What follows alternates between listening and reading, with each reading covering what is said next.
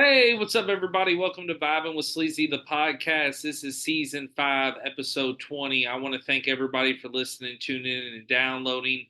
The season's been going great so far, and it's actually almost coming to an end. I always do 21 episodes per season. So this is episode 20, and then I'll have the finale episode next. I appreciate everybody that's been riding with me this season, and the downloads been coming in.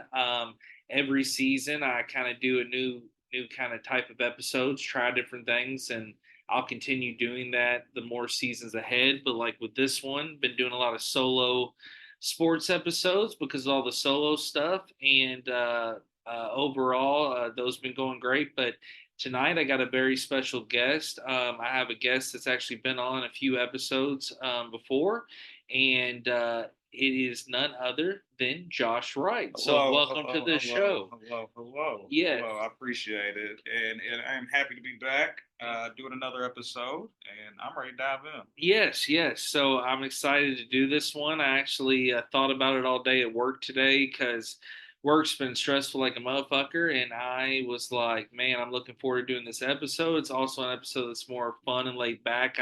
I love doing every episode, but I was looking forward to this one because it's just more of like hanging out with the bud and just talking. But the record button's going. So at the end of the day, we were talking about all the different topics that we know we'll be able to tackle. But right now we're actually watching the Indiana Pacers play the Milwaukee Bucks. It's Game 6. What do you think about this action so far? So far, it's been easily dominated by the Pacers. Bucks are hanging around, but if you ask me, it's over. I think Milwaukee goes home tonight. They book flights to the Bahamas, and everybody's Yeah. on a jet by tomorrow. It. What can you do without Giannis? You know what I mean? Me and Eric were talking earlier, and no Giannis obviously shifts this towards the Pacers side. No Dame Lillard last game. They managed to pull it out, but lightning rarely strikes twice. You know what I'm saying? They've got 2 games out of this so far, and it's going to take some tenacity to come back in this one. Yeah, and I've been really following this series because I'm an Indiana Pacers fan, and it's been fun to watch.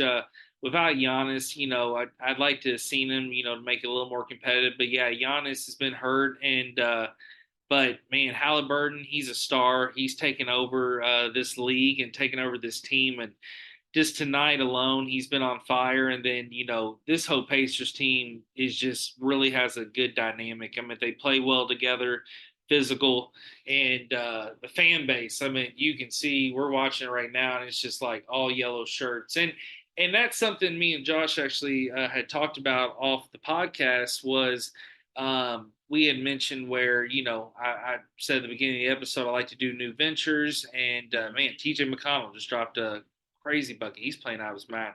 But but we want to do I like to have different people on, and I also like to do solo episodes. But I want to try to do a new venture where um maybe do some live episodes where it's like me and some homies riding around, or me and Josh, or me and a friend, or even myself, and then even do some episodes where covering some games. And that's where I was telling Josh I feel like it'd be a blast doing some live games in the future, like next season for like the NBA and football, and just kind of covering like the play-by-play.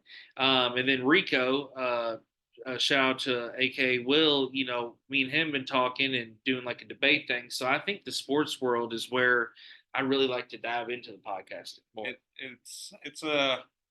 It's a landscape that's always evolving.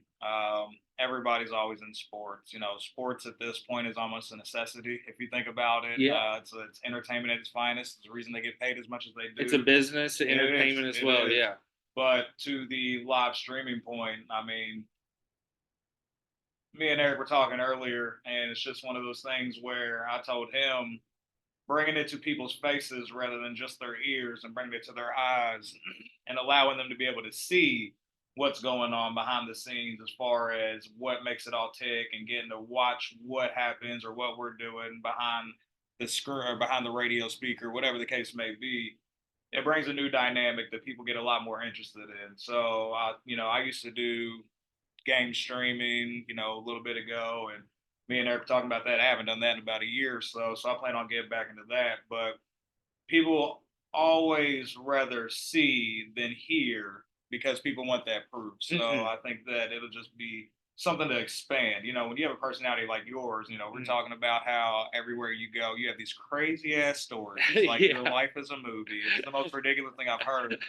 And I appreciate it. if people get to see that, could you Mm. imagine? Could you imagine the Yeah. movie you could write with that, like with these stories I've heard in just the past year? Like, it is, you can't script this shit. So, It'd be wild, dude. I think about it, and I sometimes get. I've been told by others, like, man, it'd be funny to wear a fucking webcam or a cam on me, just the shit I run into. But the thing about it is, like Josh said, with Vibing Sleazy, the podcast, wrapping up season 5 here. I can't believe I'm already through 5 seasons, and I've done so many different ventures with this. Solo episodes, guest episodes.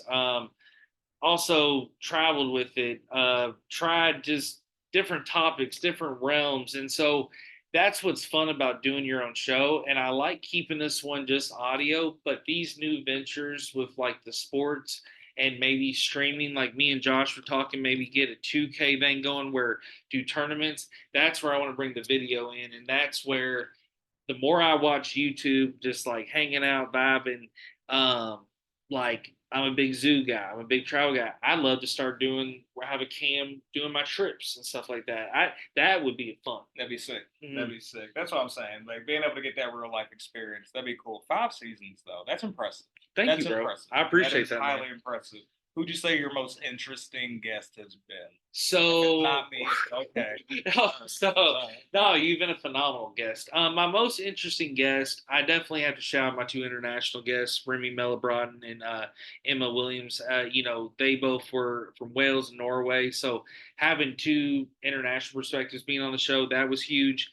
I'd say though, my most controversial episode that just brought a lot of just crazy views and attention was definitely the Bobby Clark and Jamal episode. And then I definitely say two of the most popular ones was the Anthony Guida one, aka Buffalo Tone.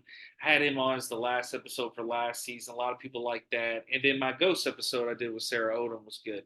Also, the spicy chip is never going to be forgotten. So us all being together. Yeah, shout out to Aaron, and then also the other episode that's very memorial or very special to me is the J-Town High School episode. Being able to take over the high school to do that for Aaron's memory and to do it with a special group, and you being a part of it, Frankie, everybody, it was special. So this podcast had over the years, it's had its own journey and story itself, and I'm glad that like I've made a brand. There's shirts out there. People know about it. It has social media. So at the end of the day, no matter where it goes, it has its own legacy in itself. And that's just kind of how I view it. But I'm also excited to venture out and do other things because I know collabing with the friends and the homies, things will go very well because there's so much talent. Well, it's definitely rewarding whenever you start something, you are viewed as the entity. Mm-hmm. And it's fun to watch your project become its own brainchild. Same with Metronaut. That's my gamer tag, Metronaut. Yeah. We ended up, and that Which I still have the Metronaut sweater. It ended up turning into a whole brand. Yeah. You know what I mean? It's fun. It creates its own character. It gets to give you almost a split personality from yourself and kind of take you away from everything that you deal with on a regular basis. You know what I mean? So it's cool to watch your brainchild. By the way, grow up TJ and evolve. McConnell has hit 3 threes in a row. This man is like, It's over. I told you they're up 18 points. It's Dame's not bringing this back. I don't even know what he's. You know what excites me about watching Indiana right now is that the only person I really know on Indiana right now is Halliburton and Siakam. Yeah. And with me being an OKC fan, I respect the hell out of the young guys doing their thing. I mean, SGA, Chet Holmgren. I mean, Lou Dort out there. You know what I mean? It's great to watch these young guys get out here and put on the way they've been putting on this year. I don't care what nobody says. Don't get me wrong. The Nuggets have to be the favorite in the West. They're defending champions. You have in my opinion, the most unstoppable force Mhm. outside of maybe Joel Embiid. You Yeah. know what I mean? Mhm. If you don't think Nikola Jokic is the most unstoppable thing, you can't stick a piece of paper under the dude if he No. jumps, but yet you can't stop him. It makes no sense. So they have to be the favorite, but I tell everybody that I talk to, I can see OKC giving anybody a run with how many points they put up. You Exactly. know what I mean? Yeah, and I didn't mean, and I apologize. I didn't mean to cut you off. I just was like, "Holy shit, they're blowing them No, man. out." Listen, That it was went from crazy. last time when we started this Mm. podcast, there was an 8 point lead. It is currently 15. 15 point lead. I mean, it was just an 18 point lead a And minute Milwaukee ago. dismissed Like, again. Yeah, so it's just it is a wild Bobby game. Portis is overrated. I'm Yeah, just gonna say it. I'm just gonna yeah. say it. He's Oh, got an he's attitude, and I hothead. get the Eminem thing you were saying now. Yeah, I get it when yeah. I look at him. He looks like Eminem. He So, looks like a black Eminem. That's yeah. hilarious. No, he's overrated. I don't know. But it's just but no, but what you were saying, to go back to what you were saying again, I apologize, this game's just been wild.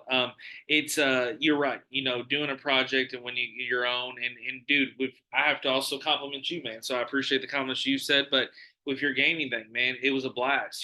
People were tuning in. It was every week thing. I was a part of some of them. A lot of fun. And what I think you really brought a good thing to was you brought a community together. You brought people that wanted to play together, and it also opened my eyes and others' eyes to, what you can do with gaming. And see, that's what was cool. When I always try to have different topics on this show, but during that season where I was just switching the topic trying to do different themes almost, I did a gaming episode with you, and that's where you were discussing it. And it's really cool where gaming's taken off, because people are not only getting famous with it, but there's actual money in this stuff. Well, you know what? I told my daughter the other day. It's funny. She's 7 years old, tries to play all the games that I play. And I have to explain to her. I'm like, baby girl, you live in a different time.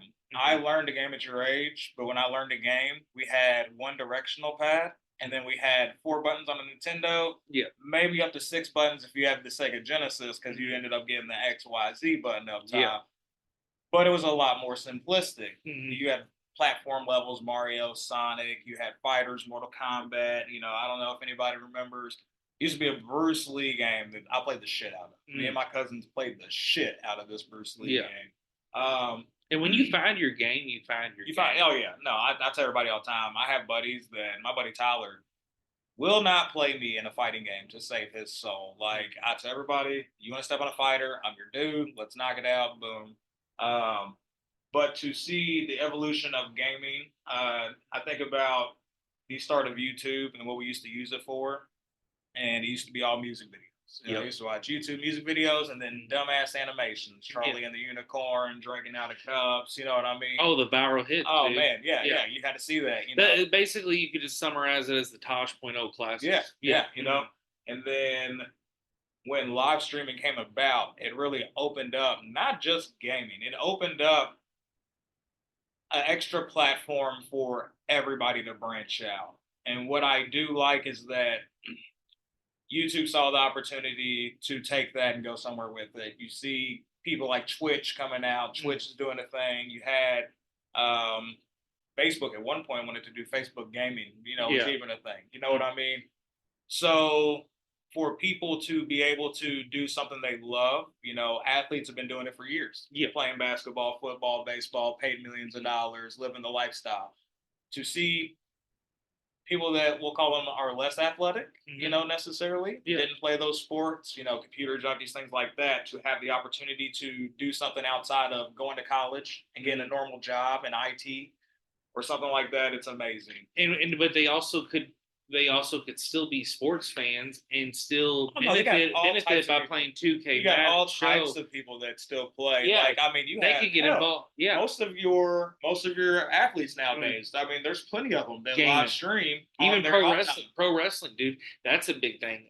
Pro wrestling has a whole group that plays games together, and they're not even the same companies. Like you have Adam Cole, who's over AEW, then you got Xavier Woods at WWE, best friends. They're playing different games, competitive, and so what's cool is seeing those guys play together. But you could be a kid guy who might not have been that talented sports wise, and like you said, out of shape, whatever, but you could be the most diehard sports fan and be able to use your knowledge of the sports in the game. And that's where a lot of times that actually could benefit you. When somebody doesn't know who they're playing with, Oh yeah. sometimes Oh you're yeah. like, oh, I can take over. Oh yeah. Yeah. Dude, I tell you that there were plenty of Madden tournaments back in Eric Atlantis' house back in the day, dude. I mean, sitting in the living room, Frank, Eric, Eddie, me, I mean, Mike, everybody back in, dude. Mad tournament going on in there. You know what I mean? People talking shit. And it was cool. First off, I remember the shift to online gaming, how cool it was that, all right, cool, now I can sit in my house and play video games with my friends. Yeah. You know what I mean? The best part about today's landscape is that it is beneficial for the consumer, not just the brand. But really, it's a great partnership because here's the thing: you're a young kid, doesn't get money. You know what I mean? You're on allowance. Let's say that. There's a game you might want to get. Games are $70 now. Yeah. My daughter's not getting every $70 game that she comes to me and says, "Hey, can I get this?" I'm telling you that right now. She thinks she got a light, she's out of her mind. Yeah. So the benefit you have is that you can get on and watch gameplay of somebody playing it and really decipher whether, hey, man, this game really is for me. I really want to delve into that. Something. It's also free advertisement for these companies. You've paid for this game already. And that's what. And now you're taking this game and you're giving free advertisement for these companies. And now you're going to get paid by YouTube. You're going to get paid from the ad revenues from these companies that want to be on YouTube. You're going to get paid from donations. You're going to get paid for memberships. There's all this criteria, but for the company itself, more free advertisement. They're not paying that. Rockstar is not paying these streamers to stream because everybody wants a preview. Everybody wants a preview and everything. The best you're going to get, streaming. The best you're going to get is a company that has a new game that they're about to promote, and really big streamers. They'll go out there and say, "Hey, we're going to give you a code. Hop on this code, play the game. It's on us, so that way you can get it out there before we release it." And now you got a few days ahead of time. People are, you know what I mean, blows it up, gives it that last little boom, you know. And you talking about your daughter about gaming and like childhood, you know, what's really crazy, man, to think about. You ever think about this, man? We had a dope childhood era, you know, amazing. and I still to this day will fight anybody. We had the best childhood era because we were the outside kids, but we also had technology and we also started getting to the future. And dude, just everything in the from 89 to the 90s, like life was great. I mean, even still, life's great now, but I'm just saying, man, we grew up in a great era. And I don't think kids these days realize it's never going to be like that. It's so different and it can't go back to the way it was. And they don't even, like these kids today don't even realize, they're spoiled in a different way. And they don't realize they not only have cool technology and maybe more future stuff, but dude, I'd take going into a fucking Target and being able to play 2K in the store while my mom shops any day of the week. Tell my wife, those were the best days. Do you know how many times I went to a Target or Walmart and caught a neck cramp because I was looking up while holding a controller, playing sample games that you can play? You know what I mean? Because the Target dude working there didn't give a fuck. He's getting paid. And then at the end of the day, there wasn't a big line because most kids were there with either their family and stuff. So I remember like my mom and grandma, that was like the family times. I have a very small family. So I remember we go to like Target and they might go do some shopping. I was like, hey, I want to check out something. I'm always sliding over. And I remember that's where I got to see the previews of games and stuff. And then another thing I want to bring back, way throwback, I brought it up on this show before, is the Sega channel. So Sega Genesis partnered with Inside Cable, if you remember them back in the day. Inside BB and all that. Oh, yeah. Yeah. So, okay, what the fuck you want to call it? So Inside signed this big deal, and they sent these cartridges out that were connected to the cable box, but you plugged it in your Genesis, and when you press power, you got 100 games, Genesis games, loaded into this thing that ran off the cable thing. So, dude, I played every Genesis game ever because of the Sega channel. My mom and dad were like, I brought it up to them like here in recent years, like, how affordable was that? They're like, oh, nowadays it would have been some crazy package. back then it was super cheap. It barely even cost anything on the package, and because Genesis was hot, you got to play it.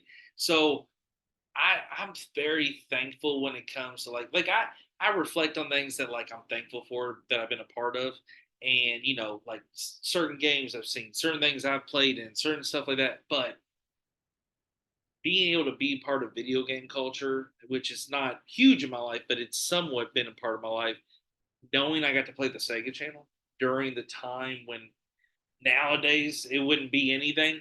It was cool to have that relevance. You're right, because we grew up in an era of outside activities and the introduction of video gaming. You know what I mean? Yes. Like gaming at its core in the 70s was nerdy. Nobody was doing it. And everybody in the 80s outside. And that's the one thing I'll give my kid. Like, even with all the technology we have, iPads in our house, TV in every room you can name, 3 Xboxes, PC, Nintendo Switches, VR. I keep going. Yeah. The point is that she'll choose to go outside and ride her bike before any of that shit. Yeah. It's amazing. It's amazing. Which that's a blessing. That's a blessing. The sad part is that we grew up in the era where, I grew up right over here next to J-Town High School off 06 Mile. And I could go over to, the apartment Trevor used to live in off Tregarin, or I can go over to Billy Blakely's house off of Marinick. You know what I mean? Yeah. And my mom wouldn't have to worry. You know what I mean? Like, I was going to be back home. Yeah. You know what I mean?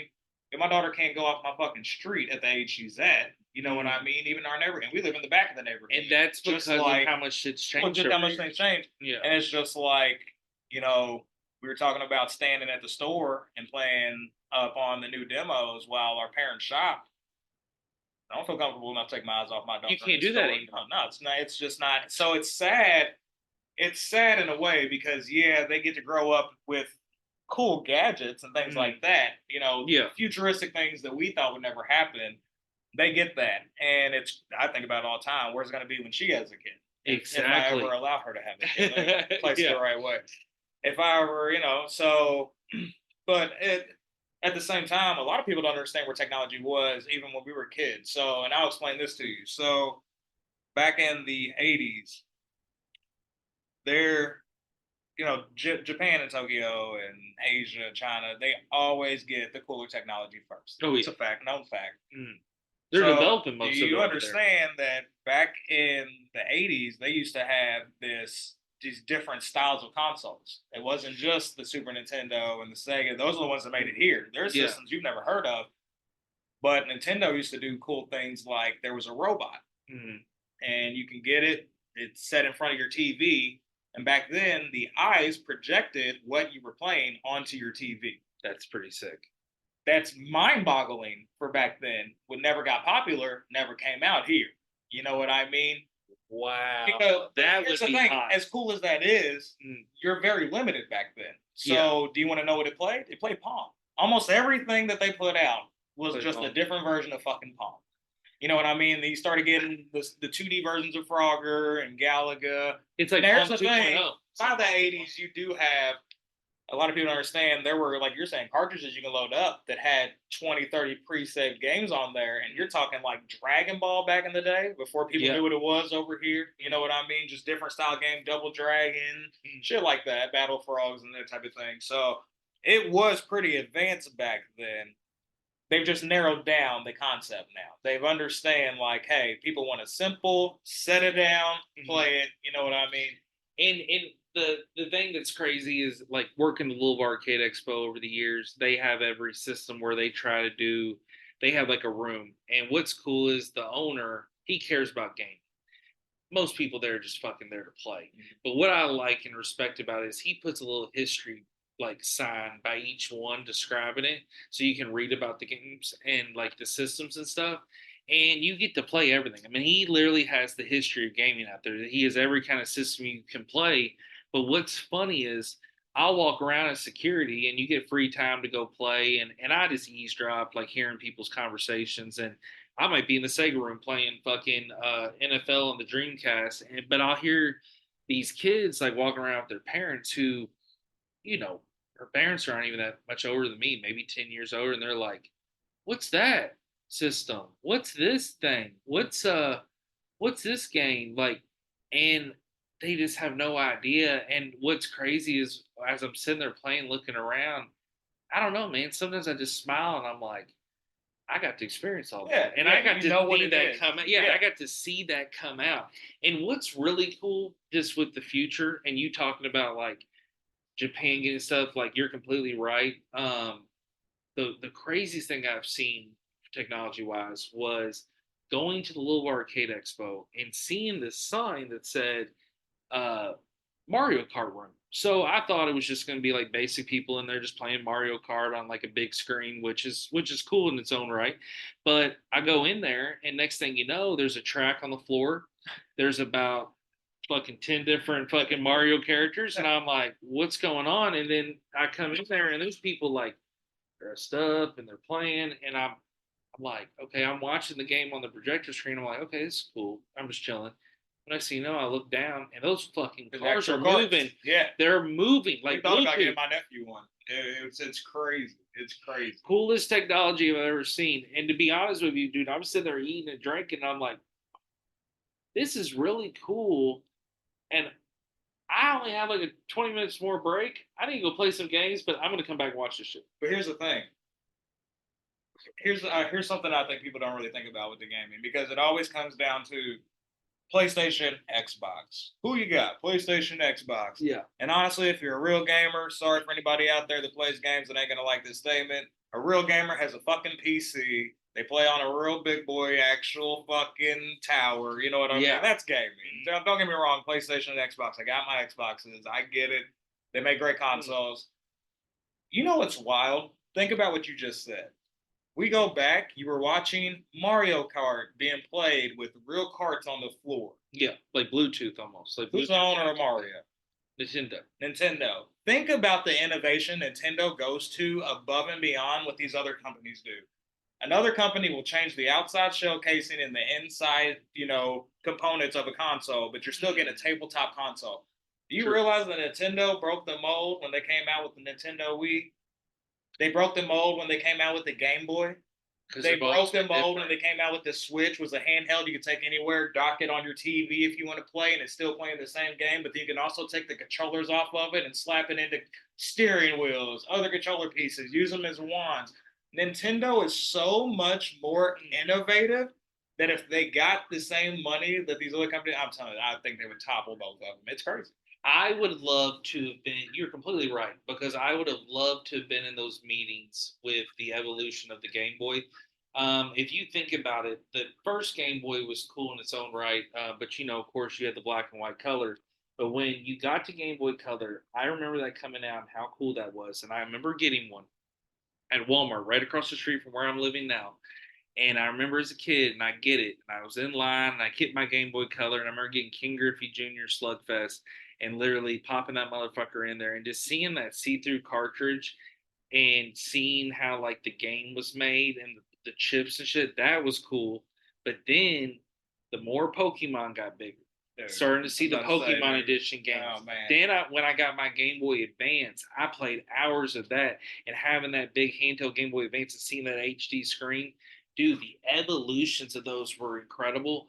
But I don't think kids these days know the feeling of fucking playing Pokemon Red and Blue. Oh, they'll never understand. Pokemon Red and Blue were dynamic. They'll never understand the feeling. One, you're right, because there's nothing. Those were huge. I think I was telling my wife, if I'm not mistaken, and I'll look it up here in a minute. If I'm not mistaken, I think I was telling my wife not that long ago. I believe Pokemon is still the number one most grossing franchise of anything all time. Yes. As far as entertainment goes, I think that they are the top, and I'll check that out here in a bit. Apparel, I mean, you got to think about it. Not only you're talking video games, TV shows, you're talking conventions, you're talking tournaments, you're talking Wright. These partners and managing partners and stuff like that. This is where I told you I was excited to have you on, because you and I, like your wife said the other night when we were all three hanging out, your wife said, man, when I'm hanging out with you two can talk about 50,000 different things, and you still have another 50,000 different things to talk about. Like, Every time I have you on, we could go for 5 hours. Oh, Thing yeah. about it is, Okay. the thing about it is that's so fascinating, dude, that you bring up that makes me think of stuff. And I'm just going to pick your brain to think of like another thing that kids don't understand besides video games at these days is fast food meal toys. Now, here's the thing. I'm not promoting fast food. I'm not promoting like filling your kid up with that. But just those toys when we were kids were unbelievable. As a parent, give my kid a Happy Meal. Oh, First thing out of that fucking Happy Meal, that toy is a fucking toy. What did I get? It's still fucking right. It's a joy. No, it's a joy, and I think kids deserve that, and they need to live that joy. But here's the thing: the toys, though, are just not on the same level. Now, here I'm going to tell you, I'm going to bring up some favorite toy sets I remember, and this makes me sound like I'm super fat, but I'm not. I just was a big toy collector, and I even look at these things on eBay. So, dude, some of my favorites were, which these kids just don't understand, the Taco Bell Star Wars, which was absolutely incredible, where you had literally all the new Star Wars movies came out. They had all the different characters and the different, like, you literally had the Dark Star, all this stuff. I remember the Yokiero Taco Bell dogs, the plush dogs, which you could press them and they would talk and say Yokiero Taco Bell. That was dope. The Pokemon at Burger King was incredible. Okay, I was literally getting ready that to say, was mind blowing. I was going to say, so when Pokemon, the first Pokemon movie came out, they had the big Pokeballs with the gold-plated. Yes, I've sold cards. some of those on eBay. I still got one, I think, somewhere. They're worth money. They are worth money. Check that out, dude. They are worth money on eBay, and they're also very collectible. And here's the other thing: Burger King had all the fucking guys. So it was just like the Beanie Baby craze, which that was fun to be a part of too with McDonald's. That's also part of history and memorable. I had those too, but the thing that was dope was the Burger King Pokemon. You could get the figures, and you also had the balls and the gold stars. So Burger King with that Pokemon sponsorship, they made them so much money. And to be honest, I feel like Pokemon saved Burger King's franchise. Are you ready? It's insane. Are you ready for this? What's up? So, just fact checking. Pokemon is the highest grossing franchise. How much do you think they made? As of today, 1996. 411 billion. No, not that high. 88 billion.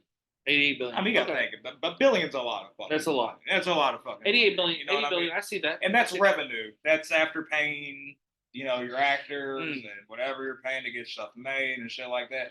But I'll tell you this: it beats out the next franchise by over $30 billion. Mickey Mouse and Friends is the next highest one, and it started in 1928. Yeah, dude, Mickey Mouse has been around forever. 52 billion. And that's crazy considering that you have the fucking parks and shit. And people are obsessed with Disney. Oh, I mean, people literally devote their life to it. And what's nuts? Oh my gosh, man, this game is getting physical, and literally the Pacers are up by freaking 20. They are blowing them out. I told you they're going. So they're going hard. So the thing about it is, Giannis already has a ticket back to Greece. Exactly. The other Giannis' brother just poked him in the eye. So the other thing about it is that, dude, at the end of the day, just I really think Pokemon saved Burger King just because that was such a cool couple years when they had those toys. I remember going there with my mom. I remember going with friends. I could ride my bike from my house to the Burger King, so that was hype. But then I was a hockey kid, so Wendy's had the NHL toys, which were dope. So they had all this hockey stuff, which I remember. Dude, just we were living in such a fast food era, and I'm gonna say shout out to McDonald's. I haven't got on a toy craze in like 10 to 15 years. And when they brought these damn stupid adult Happy Meals with these fucking nuggets and these characters, of course I got them all. I have the whole fucking collection. So at the end of the day, I'm not going to lie. I have all the nuggets. I need the golden nugget, which I found on eBay. I'm going to get it. But at the end of the day, I'm going to have the full set. But here's the deal. It gave me that drive again to get those toys. Of like McDonald's from Ronald McDonald to get a gold nugget. Dude, crazy. I was Ronald McDonald in Florida, in Navarre. And you see what I'm saying? Hold on. Can we stop and point out how this story is starting? I was Ronald McDonald in fucking Florida. Okay. The two statements don't even go together as much as they go together. And that's the type of shit I'm talking about. So here's what happened, dude. So I don't know if I've discussed this with you because me and Josh are very close. We've grown up together, but he's got a family, got a new house. Congratulations on that. He's busy. Excuse me. As we're partying. So, anyways, at the end of the day, he's busy. I'm busy. So we reconnected here a little while back. We just hadn't seen each other in a bit, and we kicking. Like I said, we always got stories. So something I don't know if I had shared with Josh, and he's not always on social media. So Halloween. So Halloween was incredible, Josh. So I've shared this story on the podcast earlier in the season, just kind of with Christine and Jim, just talking about it. But what was cool, I for about 10 years, and people can judge me, I don't give a shit. I always had wanted to be Ronald McDonald. And I always thought about this idea of grabbing a bunch of burgers and like walking into a party and just throwing burgers out as Ronald, not saying anything, but literally being in the legit get up of Ronald McDonald and like literally shutting the party down. So this couple, shout out party to down. yeah. This story is great. This story is great, John, and I'm glad I'm getting this reaction because I know your reaction is going to get even better. So next thing you know, Jim, shout out to Jim and Christine in Hendersonville, Tennessee, who they love when you're on. So next thing you know, like, hey, we're going to Florida, so we go to Navarre, which is where we stay, and go down to Navarre. We're hanging out down there, Pensacola area, which we're going to talk about your trip. So at the end of the day, and that's also this is also perfect to get into your trip. So at the end of the day, Navarre is real close to Pensacola Beach. So I used to go to Pensacola Beach all the time. Navarre, though, it was a vibe. We had this huge 3-story house. It was like some me and this couple and a couple other friends. So we're driving down. But 2 months before, I'm like, hey, what are we doing for Halloween? I send that in the group text, and everybody's like, oh, we gotta do something legit. Well, I hit up Jim and I said, dude, I want to be Ronald McDonald. Will you be Hamburger? So he goes it hard and gets a whole Hamburger get up with like literally the McDonald's tie, the full outfit, the get up. I have pictures I have to show you, Josh. Top hat, everything. He had the whole mask and all the whole of it. thing, Oh, dude. fucking go. And next thing you know, dude, I go and find a Ronald McDonald costume, authentic from England. I ship it over, paid over $200. I get it with the makeup, everything, dude. I bought makeup, I bought all this shit. I did all my own shit. We drive down to Navarre, and literally the day we get there, the party's that night. So I get upstairs, unpack, checking out the Airbnb, smoke one, drink a beer. I fucking throw my get up. I'm in there doing makeup. It looks like a murder scene, white and reds everywhere. And next thing you know, I put the wig on. I found a 1987 Happy Meal Ronald McDonald wig for kids. I ordered it on eBay for $25. It had never been opened since 1987. And when I got to Florida, I opened that bitch and it fit perfect and it literally shaped just like Ronald. So next thing you know, I actually need to do so we were talking about live reactions. I need to actually show Josh this Ronald McDonald image as we're podcasting. I don't know if he's ready for this because, like I said, he's not on social media. It's actually my cover photo. This is me behind the counter at McDonald's. No shit. Shut the fuck up. That's me. Yeah. Shut up.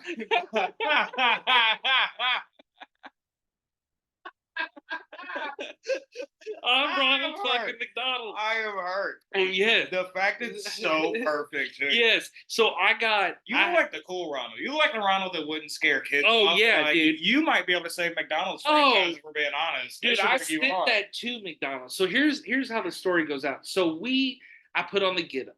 We do a photo shoot at the house. We're laughing, we're having fun. We're like, let's go to the costume party. There's only 3 bars on the beach in the bar. This place is a small island. So you have one bar, a coffee bar, and another bar. The other bar is like closed down. The coffee bar is closed down because of course it's nighttime. So this bar, which I'm fucking going blank. This bar literally is like, hey, we're doing the fucking costume contest. So we get there and we look around and these motherfuckers are taking it serious. You got some legit costumes. And next thing you know, this guy walks up and he's like, got a McDonald's logo tattooed on his arm. And he's like, I literally worked there for 8 years. I love McDonald's. I got to get a picture of you too. So he takes a picture. We didn't really know the logistics of the costume contest. We just showed up. We're getting beers. We're already lit. We're walking in. There's like a sandbar where all these people are. He's like, you got to fall here. We got to put you on the sheet. So we get on this sheet and got to fill out this paper. So me and Jen go around as Ronald Hamburger. Dude, MILFs loved Ronald and Hamburglar. We took 30 photos with older women. I got pictures. I'll have to show you. With random women, we're putting our arms around it. People were taking selfies with Ronald, Ronald. I felt like a goddamn celebrity. Next thing you know, we get on stage. We end up making it to the final five. When we get on stage, though, they want us to do like a fucking act. So I get a beer and I start chugging it on stage, and everybody's like, "Woo, go Ronald!" Jim just snatches that motherfucker like the Hamburglar and just chugs the rest of the beer. Like, and so we compete against Little Debbie. Little Debbie is the winner. It was a man dressed as Little Debbie who had cream pies he was giving out. And what's hilarious is, dude, people in the crowd were yelling. Dude, people were yelling shit out of the crowd like,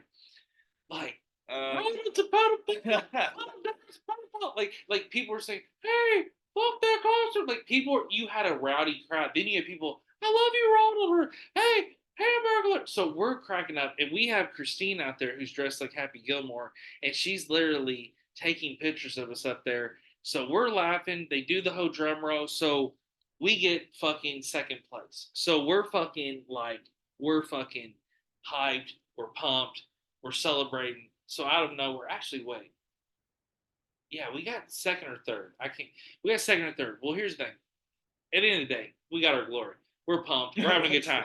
We walk out that bitch, and we go to get to the bar to get another beer, tip out, and we're like, we gotta go to fucking McDonald's after this. So everybody's like, yeah, we're going to fucking McDonald's. Like literally before we go to the Airbnb, we're going off the island, finding them at Navarre McDonald's off the island and going back to Navarre Beach. We're like, let's do it. It's fucking 2 a.m.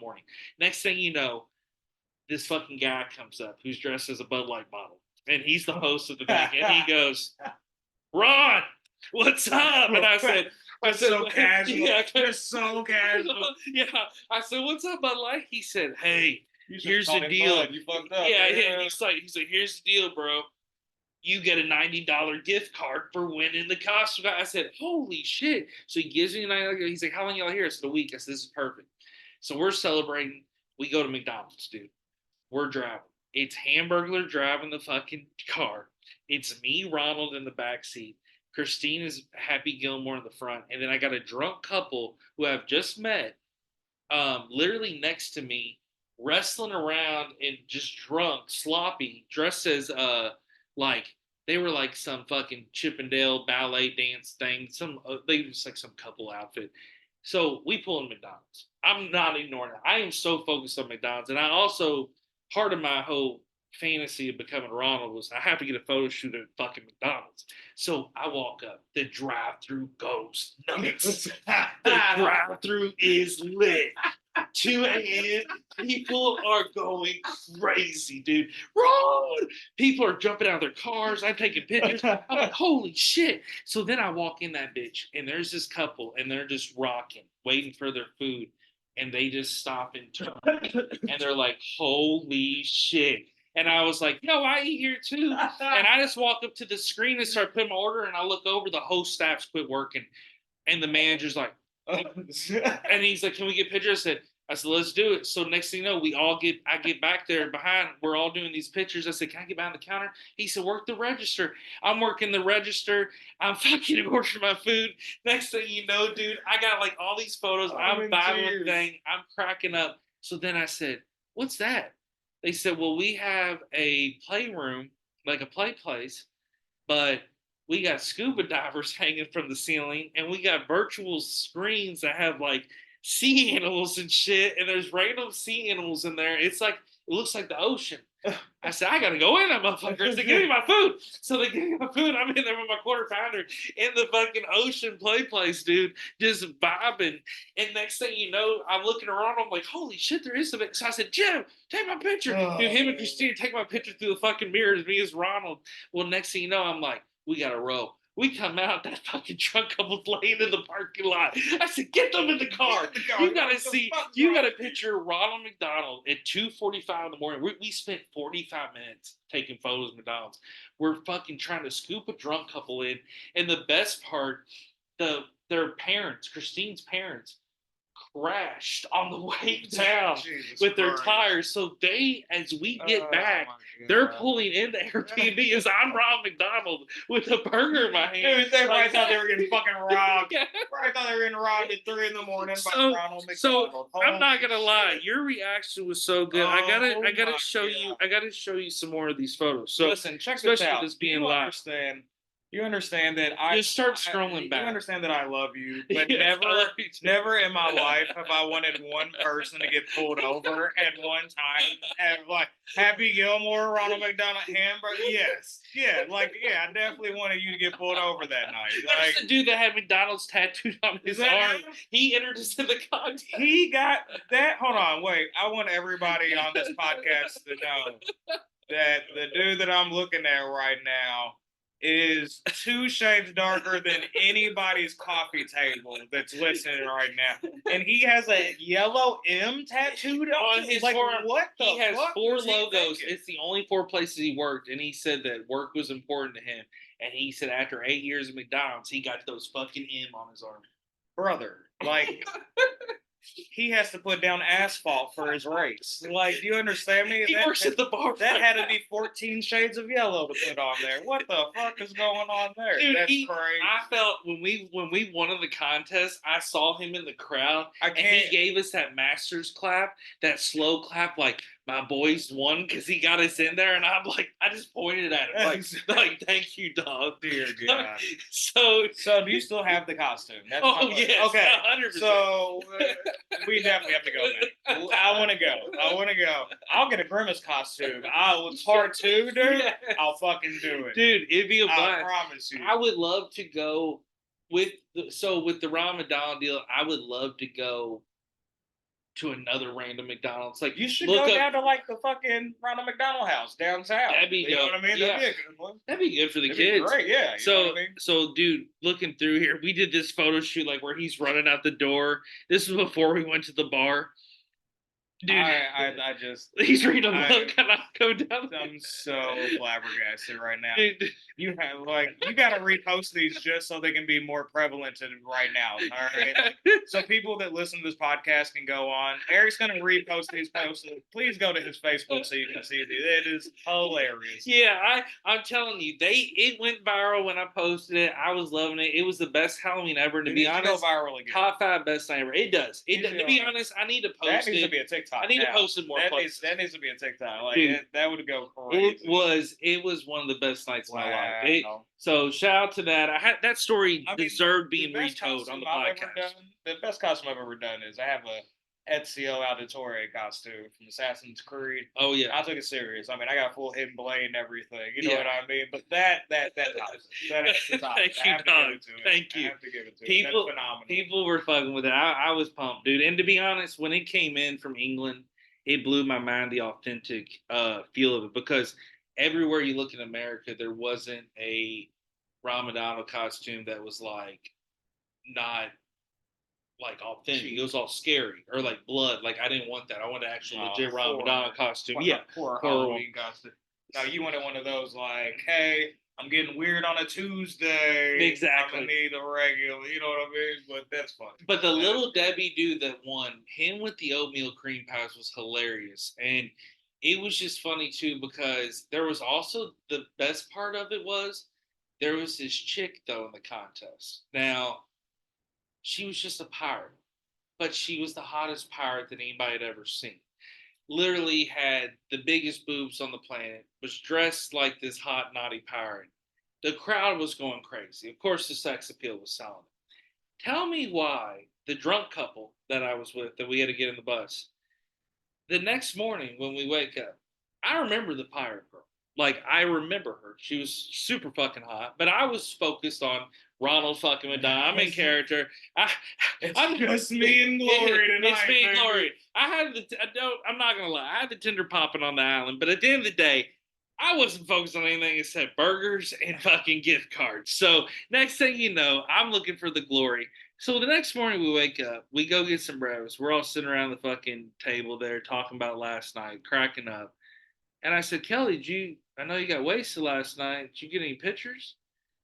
We fucking looked through the fucking camera. It's literally 30 photos of Pirate Girl. I said, Kelly, what? She said she was hot. I said, what the fuck? So thank God I had Christine and Jim and me taking photos because everything the other else camera was just Pirate Girl.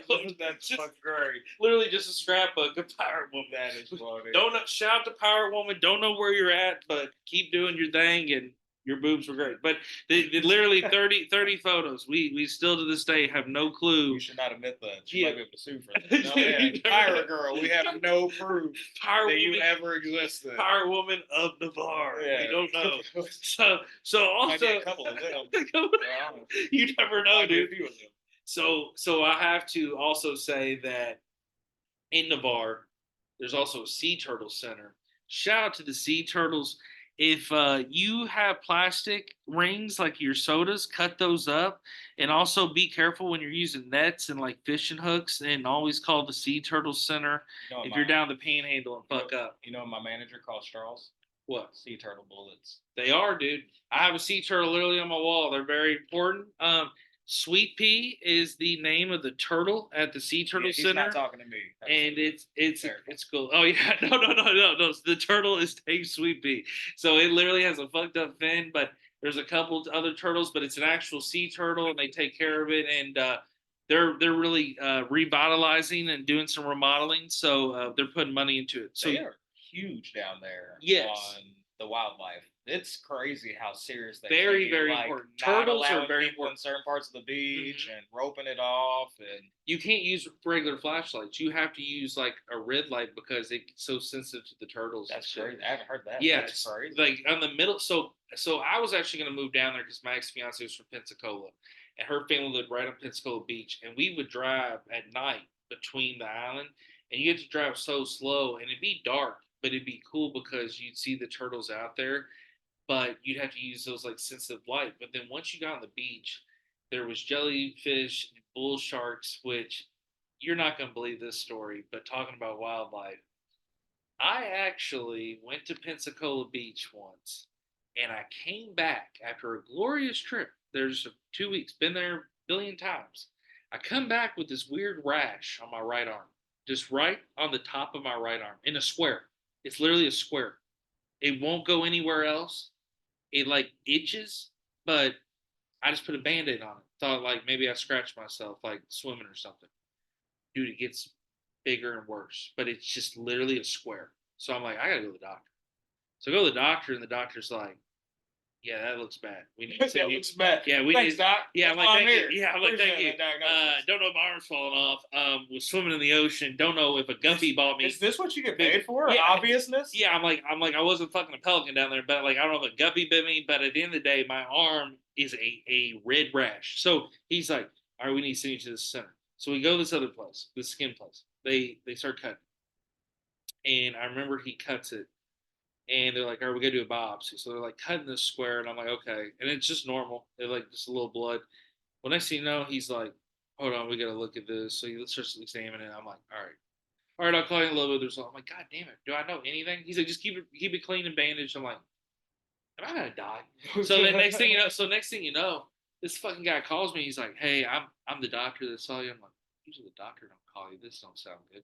And I'm like, hey, how's it going? He's like, well, listen, were you in the ocean or like water lately? I was like, yeah, I was in Florida. I said, Pensacola area, Pensacola Beach. He's like, oh God, I think I know what's wrong. I was like, what? He's like, you know why your arm's infected? He said, did you cut yourself? I said, maybe I did on that spot. He said, you got bull shark feces in your blood. I am not making this up. Literally, a fucking doctor calls me and says I have bull shark feces in my arm, and I have this red rectangle rash on my arm. So I said, what do I do, doc? What do you get over that? What do I get some over the counter? Bullshit. Is there a cream? Is there a The pill? patient or probably should have been like, no, that's bullshit. Yeah, yeah. I'm like, Doc, what do you know? He goes, well, listen, I've worked with sea animals and sea. Of course, I go to this random doctor who's a biologist, a sea biologist. I feel like my episode of Seinfeld, and he's telling me all about the history of sharks and fish, and I'm like, bro, my arm's falling off. And then next thing you know, as he tells me to get this prescription, it starts calming down, and I guess it was flushing it out. And he got me like another antibiotic. Well, I go to him again and he wants to do another biopsy. He's like, all right, looks like it's clearing out. It's almost gone. So they send me another place to make sure it's like totally clear. But at the end of the day, I think about it sometimes and I'm like, I get a goddamn little scratch, and then bull sharks are mating and breeding in the shallow water, and I just want to go take a swim in goddamn Florida on my week vacation after stressing and laboring my whole life, and I get bull shark feces in my goddamn arm. And here's the thing.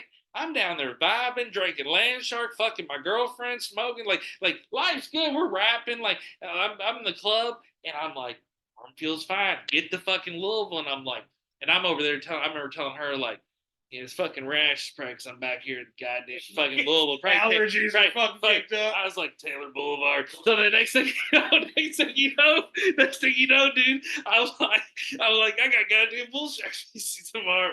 So that's how we're gonna lead our story into Fort Pickens. So you went down to Florida, and your wife's family's from down there, and I got to talk to you about Fort Pickens. So what are your thoughts, number one, on Fort Pickens, and then number two, because I've been to Fort Pickens and it's a very haunted, beautiful place, but also Geronimo. That dude was a badass. So that's what was wild is my in-laws live in Perdido, which is just west of Pensacola right there. Yeah. So like 25, 30 minutes, something like that. So we're at Fort Pickens, and we're going through. First off, it's crazy how small those fucking tunnels are. Like, yes. I was in there and I couldn't turn around. Scary. You know what I mean? Like, yeah, it's fucking wild. Yeah. So the cool part is that my daughter takes in education. It's one of the biggest things we preach in my house. God first, education third, family second, education third. You know what I mean? So she's taking it in. So we're there. It's spring break for her, but she's still active. Yeah. She has my phone. She's snapping, making her own snaps on Snapchat. Yeah, you know what I mean? So to go through and see the history and to try to put yourself in the war zone, if you will, to try to reimagine what it's like to have people crawling over those walls. And you have to see it because it's not a small place. Fort Pickens it's crazy big. I mean, they have their own jail. I don't know if you go over to the jail cell part. I mean, it's wild. What's crazy is you think about the conditions. I mean, it's insane. But think about, I was telling my daughter, it's wild because back then, you have metalworking and blacksmithing, and it's not uncommon, obviously, to have firearms. But if you see the cannon that's up top in person and how big it is, and imagine how many guys it took to turn this, you couldn't fit that thing in anybody's living room, you know? You know what I mean? Get it up there. It wouldn't fit in your living room to fucking kitchen area right now. You know what I mean? Like, it's not fitting in my living room to kitchen area. It's a big-ass cannon. So to see that and imagine that fucking thing going off is a wild thought process. Yeah. And I love history. If you take me to a museum, my wife will murder you because I will keep her there for 5 to 6 hours. I read every fucking thing. That's what I'm saying. Me and Josh read the same person. I read every sign. I'm the guy at the fucking zoo that reads about every animal. I know what they're fucking eating, where they're going all that shit. All of it. What's the point of going? That's what it's there for. Yeah. What's the point of going just to look at it and go, that's cool. I know nothing about it. See, you know what I mean? When I go places, I try to take in as many things, but a lot of cities, especially cities I've been to a billion times, there's always something new to check out. And that's what's cool. And so, especially down that area, like Pensacola, Navarre, there's tons of stuff to check out, and they're always trying to do new stuff. But the thing about Fort Pickens, too, that's cool, there's a lighthouse that's actually on the naval base, and I went to it. Now, it's haunted, but what's weird is, I'll never forget this. So, I went down there with my ex and we stayed with her family. And I'm like, she's sick. She gets really sick and the family has to work. So I'm like, well, I'm gonna go have fun. I'm on vacation. I'll have a few days left, so I wanted to do that lighthouse. So I go check out the planes, do the lighthouse. She stays back, and she's like in bed, like resting. So I go up to the lighthouse, and there's nobody fucking there. And I'm like, what the hell? And I had looked it up. Like I'm a researcher, and I knew it was haunted, knew it had been on TV shows, and I knew that it literally sat on the military base. So I walk up, and there's just this lady in the shop, and she's like, "Hey, how you doing? Welcome." And I'm like, "Hey, how's it going?" And she's like, "What are you wearing?" She like points to my feet, and I was like, "Flip flops." And she's like, "You better take those things off if you're going up." I said, "Well, I don't have any other shoes." She's like, "I guess you're walking barefoot." She's like, "You ain't gonna want to walk in flip flops." So I said, "Are you sure?" Well, dude, these fucking stairs are like straight metal. Yeah. But it's like the ones that have like the little ridges up. So I also was like, so like I'm not gonna lie, I walked in that motherfucking lighthouse, and this like I'm by myself. There's nobody in this bitch. So I'm like, number one, fuck these ghosts. They ain't gonna fuck with me. Number two, I ain't afraid of no.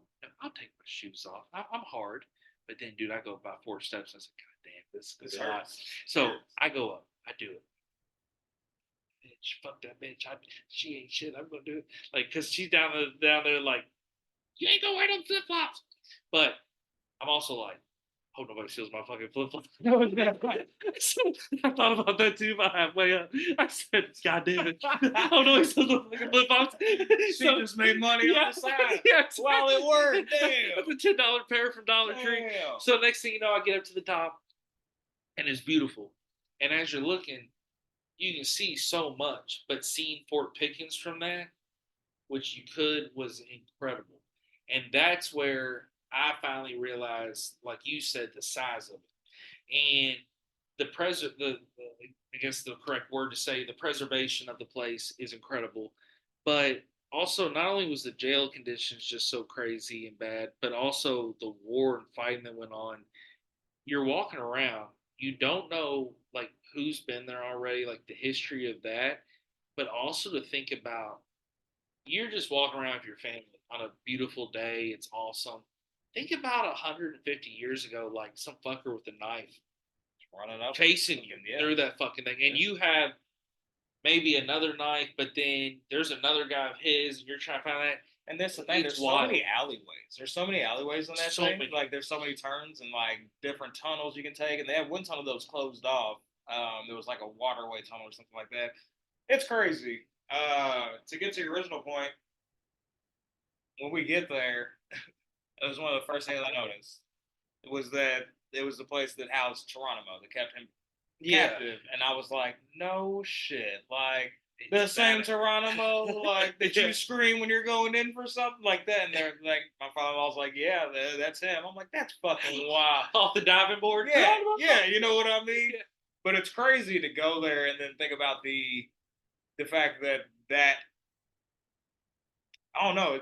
You never think about the person behind, I guess, the phrase. You know what I mean? So to be somewhere where he actually was almost mind bending. You know it's insane. Like, and they got a picture of him on there and stuff. Like that's the cool part about it. They give you all the history and everything like that you can read about him. And to hear that he was taken from Oklahoma to there, and then that they separated him from his tribe and sent his tribe on, and he was there through cut his tribes off, and then he ended up dying. Like crazy. He was a legend, and he fought, and got caught, and it that story also just tells you what Native Americans went through back then. And, and down there in that area, it is a really good place that they preserve history and do different things like that. So it spins me into, like I said, I knew this show, we talk about random topics and shit, and that's what's awesome. So have you ever been to Abraham Lincoln's birth house in Kentucky? No.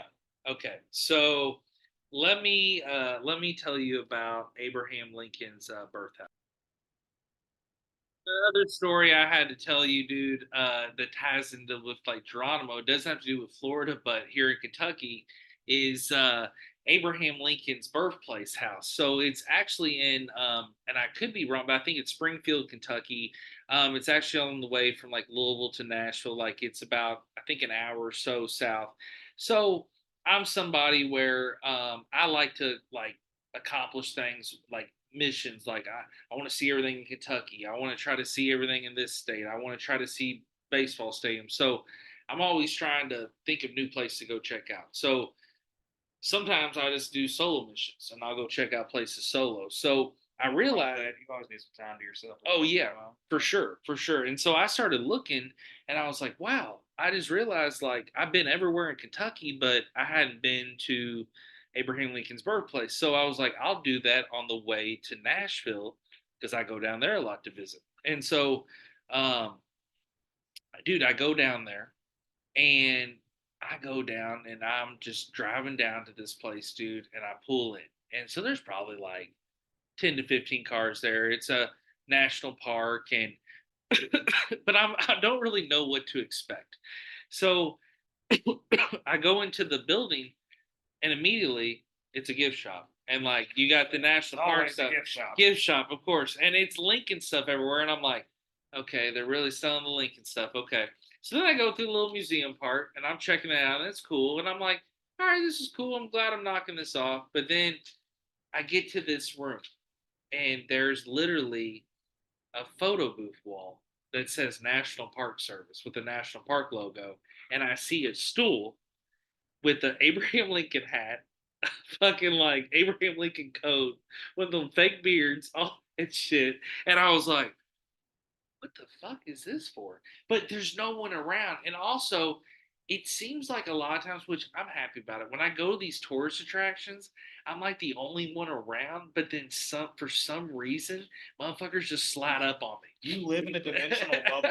You live in a dimensional bubble. I'm the Truman Show, dude. So out of nowhere, Doctor Who, I'm looking at the stuff and I'm like, I'm putting this shit on. Fuck it. I drove all the way down here, like, I'll put it on. So I put the Abraham Lincoln gear on. And I turn around. And there's a woman with her kids. And she said, oh, are you the Lincoln impersonator? And I said, no. I was like, I actually was gonna ask you for a favor. She said, her face got so weird. And I said, can you take some pictures with me in this outfit? She's like, sure. So I give her my phone. Oh my god. Her kids are holding onto her hands, and she's like, I gotta take a picture. Mommy's gotta take a picture of Lincoln. And dude, I'm over there like, hi, boys and girls. So I'm over there doing this picture. I take the get up off and I walk out. And next thing you know, I look over to the cashier, and the cashier goes, did you put the Lincoln gear on? And I said, yeah, I did. I did. Is that okay? He said, I thought you were. He said, I thought, because he said, it doesn't take that it doesn't take people that long to walk to the museum. I said, my bad, dude. So I roll out, dude, and I'm like, I said, so I pop back in the gift store and I go, hey, man, I'm usually good with direction, but where do I go? He said, you don't want to take that walking ramp. It's going to take you forever. And he said, you can walk up it. He said, here's the deal. You're going to go up these stairs.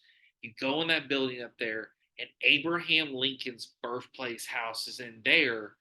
And then there's like a little security booth in there, and that's all that's in there. And then you go down, and there's a watering hole. There's a couple artifacts, and just check it out. And he said, there's also trails and all kinds of shit. He said, you'll see it all. I said, okay, cool. So I walk out, dude. And next thing you know, I walk down this little like stairs that's below the Lincoln house, and it had a sign. And I walked down it, and dude, I, I literally walk up to the sign, the historic sign, the marker, and, and it says, this is where Abraham Lincoln had his first drink of water. So hold on. So I'm sitting there trying to process this. And I'm also like, this is super lit. Of course, I'm like taking pictures and getting excited about it, but I'm also like, this is super wild because is this where Lincoln really drank his who first? knew Who that? knew that? Who knew that So shit? then I see there's like a barricade, and they're like, you can't go over this thing. So I'm looking down, and I see the water running. So I take pictures of that, and I'll never forget. I go hang out with this couple like a couple days after, and I was like, hey, y'all gotta see this picture of this Lincoln place I went. They're like, what about it? And I was like, I saw where Lincoln drank his first place of water. And the chick just looks at me and says, how the fuck do you know that? And I said, listen, it's verified on the sign. She said, they can put anything on the thing. I said, the sign was real. It was the national parks. They ain't gonna lie. She said, believe what you want. So I'm laughing at that. I'm like, man, this is crazy. Like the water. So then I'm like, I gotta walk up these stairs. So I go up the stairs, and then of course, felt like I saw something crazy outside. So next thing you know, I go upstairs to the stairs, and I go up there, and I'm like, okay, I'm gonna go in the house, and it literally says like these big metal doors. It's like they built this like 2 million, $3 million ass building, but I'm like, okay, with these metal doors, I open it up, and dude, all that's in there is a cabin and this little security stand that like you would see at a bouncer would do at a club. Like you come in, there's no security guard there, so it's just me in there. So then, of course, me always being permablazed and being paranoid was like, the ghost of Lincoln's gonna possess me there because I'm in here by I myself. put on the clothes. Yeah, but here's the thing. Then I read a sign. That house is only a replica. So I said, wait, they built this $2 to $3 million thing to put a replica cabin in, but it's a National Historic Site. So I was like, okay, cool. And they're like, there's some of his place in that, but you can't touch. So I'm like, okay, cool. I come out that bitch, and I'm like, what the fuck? Next thing you know,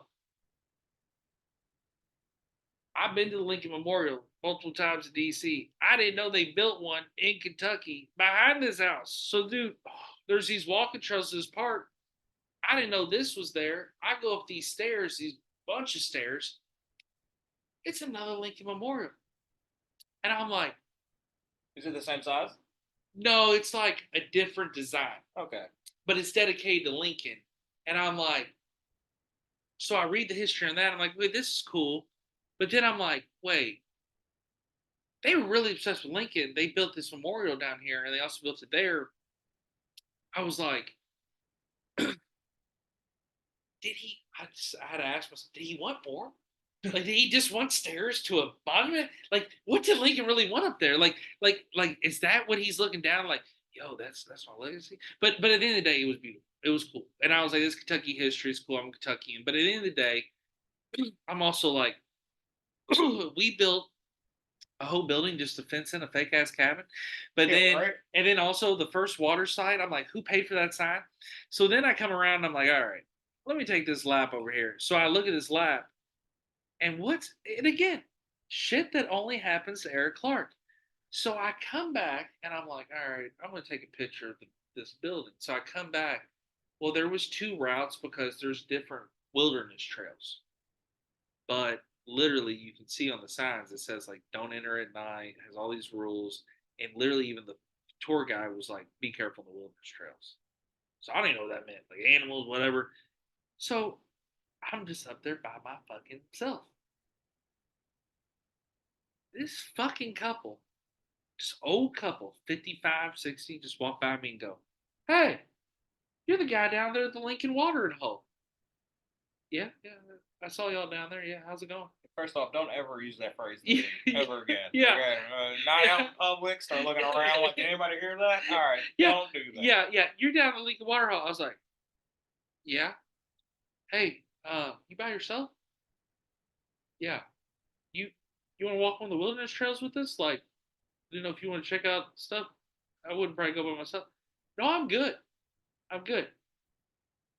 I walk over and there's like a bunch of teepees. You might be what the old people might be what that dude was warning you about. Sorry to interrupt, but that might have been your death right there. Exactly, okay. Dude. So next thing you know, dude, I go over the teepee thing, and I'm like, what a crazy day. And I'm going to Tennessee. So, dude, I start backing out, and I'm like, no, I need to go back to the gift shop. So I go by the gift shop to the dude, and I was like, bro, I don't know if this couple's swingers. I don't know if they're trying to duck me on the wilderness trail.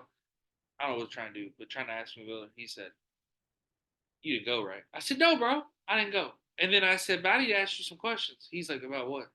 I said, I almost pulled out because I was freaked out, but I said, I feel safe. He's like, you're safe. I said, listen, what's up with this water hose sign? How y'all know that's Lincoln's first water? He's like, oh, that is. That's where he drinks his first water. He just smiled. I said, do you know this for sure? I wasn't here, but I I wasn't said, here. I said, oh, bitch. I said, would they not write you in? He said, get out of here. So next thing you know, dude, I roll out and I'm driving to Nashville. And I'm like, what did I just experience? But it was crazy. But it was cool to see it. Shout out to Lincoln, shout out to Kentucky. But at the end of the day, DC's way cooler, of course. But it was just a wild moment. But I feel like when I go to these historic sites, it's always like getting into something baffling. Can you imagine? Can you imagine? Picture this with me. Lincoln back in the day, standing in his house, just built it, Just chilling. takes a drink of water, turns to his buddy and goes, I'm gonna set your family up for life. All they gotta do is pass on this information for the rest of their generations so no one forgets. And your family will be taken care of by the government. This is where I drank my first water. Could you imagine? Could you imagine? Dude, and that sign, and like someone literally printed that sign. And here's the best part. I also like this is the kind of shit I do. When I worked for Leo Weekly, I used to sell all around the city, and I used to love seeing the monument signs, the historic markers. So I found online, of course, there's shit you can find anything you want online. Like I literally my fucking highest, dude. I love to go around travel. I'm such a travel collector.